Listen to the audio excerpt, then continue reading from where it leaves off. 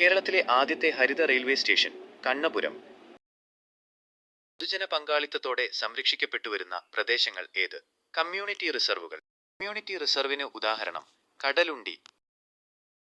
2024 ഇന്ത്യയിലെ ആദ്യത്തെ ഭരണഘടനാ പാർക്ക് ഉദ്ഘാടനം ചെയ്തത് എവിടെ? പൂനെ. 2025 ഹരിവരാസനം പുരസ്കാരം ലഭിച്ചതാർക്ക്? കൈതപ്രം ദാമോദരൻ നമ്പൂതിരി. ആവാസ വ്യവസ്ഥകളെ പരിരക്ഷിച്ചുകൊണ്ട് വന്യജീവികളുടെ വംശനാശം തടയാനായി പ്രഖ്യാപിക്കപ്പെട്ടിട്ടുള്ള വനമേഖല ഏത്? വന്യജീവി സങ്കേതം. ഇ.ജി. മേപ്പാറ, പെരിയാർ, വയനാട് തുടങ്ങിയത്.